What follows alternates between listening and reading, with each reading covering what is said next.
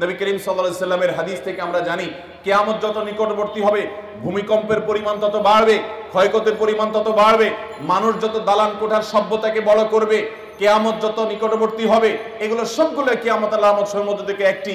এই ভূমিকম্পের পরিমাণ যত বাড়তে থাকবে, কিয়ামত যত কাছাবে, ঘন ঘন ভূমিকম্প সারা পৃথিবীতে হবে। এর ভিতরে বড় আলামত সমূহের মধ্যে থেকে একেবারে কিয়ামতের কাছাকাছি সময় গিয়ে যে ভূমিকম্পগুলো হবে সেগুলো একটা হবে পূর্বে, একটা হবে পশ্চিমে ভূমি ধসের ঘটনা ঘটবে, একটা হবে মধ্যে। এরকম বড় বড় ভূমিকম্প হবে, ভূমি ধসের ঘটনা ঘটবে, যে গোটা পৃথিবীর সকল সিস্টেমকে প্রায় ধ্বংস করে শেষ করে দিবে এবং জানান দিবে যে পৃথিবীর আয়ু শেষ হয়ে এসেছে। আমরা আজ যে ভূমিকম্পকে মনে করছি না, এটার সাথে ধর্মের কোনো সম্পর্ক নেই, এটা নিছক বৈজ্ঞানিক বিভিন্ন সূত্রের আলোকে আমরা বলি যে এই কারণে হয়েছে সেই কারণে হয়েছে, সেগুলো অবশ্যই সত্য হতে পারে, সেগুলোর সাথে কোনো সাংঘর্ষিকতা নেই। যেমন কেন ভূমিকম্প হয়, ভূমিকম্প কেন হয়? আজ থেকে শত শত বছর আগে ইমাম ইবনুল কাইয়িম রাহমাতুল্লাহি আলাইহি ভূমিকম্পের উপরে অনেক গবেষণা তার আছে। সেই গবেষণাগুলো পড়লে আমরা অবাক হয়ে যাব যে এত বছর আগে ইসলামের ইতিহাসের একজন বড় ইমাম, অনেক উঁচু মাপের একজন গবেষক, কিভাবে তিনি গবেষণা করে এই সমস্ত কারণগুলো আবিষ্কার করেছেন। আমি নিজে ইবনুল কাইয়িম রাহমাতুল্লাহি আলাইহি এর এই সম্পর্কে গবেষণা পড়ে সমসাময়িক বিজ্ঞানীরা আজকের যে সায়েন্স এবং বিজ্ঞান ভূমিকম্পের যে কারণ দর্শায়, এটার কারণ যেগুলোকে ব্যাখ্যা করে উল্লেখ করে, সেগুলোর সাথে মিলালে দেখি অবিকল মিলে যায়। অবাক করা বিষয়, সে তখন তিনি গবেষণা করে গেছেন। এরকম বাহ্যিক কারণ থাকতেই পারে। পৃথিবীর ভূপৃষ্ঠের নিচের গ্যাস যখন কমে যায়, সেটা ভূমি ফাটলের মাধ্যমে হোক, আগ্নেয়গিরির মাধ্যমে হোক, প্রস্তর পরে যখন নানান কারণে পৃথিবীর এই নিচে দেশে তলদেশে ফাঁকার সৃষ্টি হয়, সেটার কারণে জমিন দেবে যায়, ভূমিকম্প হয়।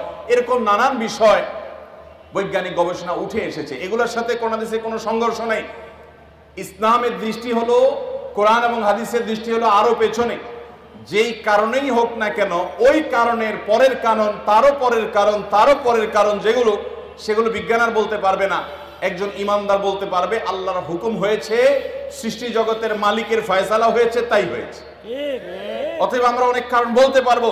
এখন যদি বলা হয় যে গ্যাস কেন বের হয়ে আসলো ফাটল দিয়ে, আগ্নেয়গিরি দিয়ে, এটার বিকল্প কেন থাকলো না?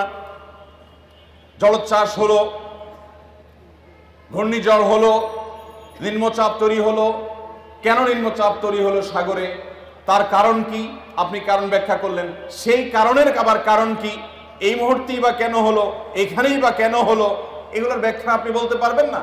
কিন্তু ইমানদার বলতে পারবে আমার রবের ফয়সালা হয়েছে তাই।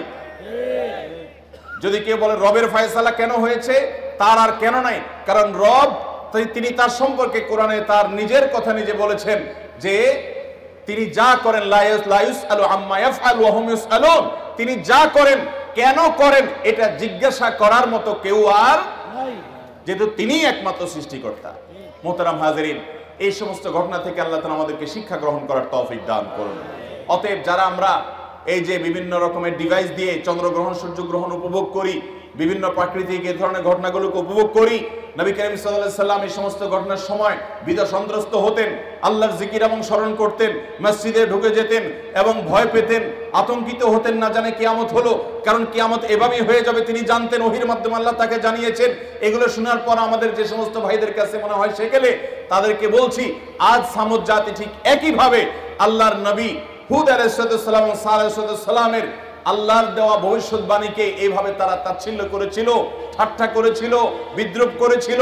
তাদের পরিণতি এবং পরিণতি হওয়ার পর সেই জায়গা, তাদের সে শক্তিমত্তার যে স্বাক্ষর পাহাড় পর্বতগুলো, তাদের সে আবাসন, তাদের সে জায়গাগুলো আল্লাহ তাআলা এখনো রেখেছেন, কিন্তু আমরা শিক্ষা গ্রহণ খুব কমই করি।